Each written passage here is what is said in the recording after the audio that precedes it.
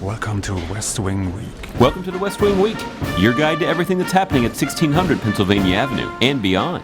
YOLO, man. This week, the president spent time with German Chancellor Angela Merkel, a group of Hoosiers, BuzzFeeders, Thanks, Obama. veterans, and public health warriors. I know my science. I'm scientist in chief. While the vice president traveled to Belgium and Germany. That's February 6th to February 12th, or just say the word. Maybe just say the word. On Hoosier Friday, the president traveled to the heartland, Indianapolis, Indiana. What you guys are doing here, the partnership is really a big deal. Where he held a lively town hall meeting with students and faculty at Ivy Tech Community College.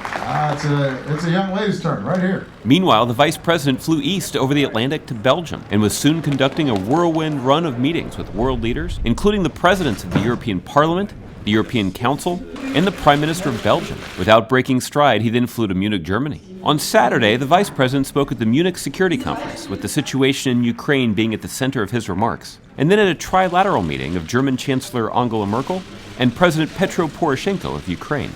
He didn't stop there, as then it was time to talk world affairs with the leaders of Bulgaria, Lithuania, Serbia, and Iraq.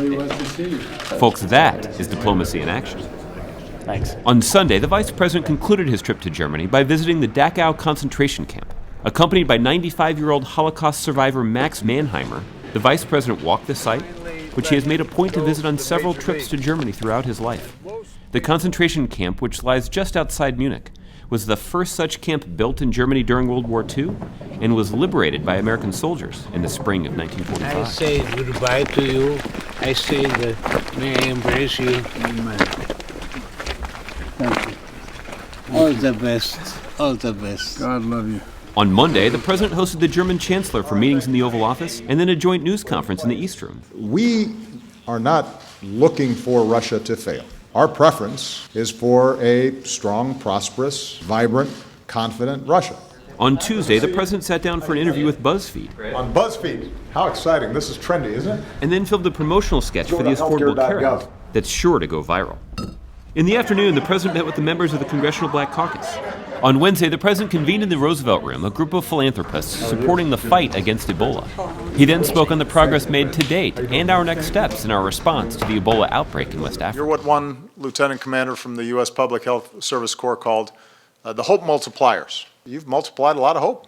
Last fall, we saw between 800 and 1,000 new cases a week. Today, we're seeing between 100 and 150 cases a week, a drop of more than 80%. Our focus now is getting to zero, because as long as there's even one case of Ebola that's active out there, risks still exist.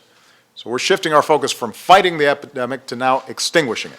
Right upstairs, the vice president was sitting down to talk shop with a variety of YouTube creators, where they discussed ways to engage young people and to spread the word on the importance of signing up for the Affordable Care Act. Okay, here you go. Hi, my name's Joe Biden, Vice President Biden. That afternoon, the president made an announcement on the authorization to use military force against ISIL. On Thursday, the president spoke to an emotional crowd in the East Room about supporting veterans and their families, and he signed into law the Clay Hunt Suicide Prevention for American Veterans Act. And if you are hurting, know this, you are not forgotten. We are here for you.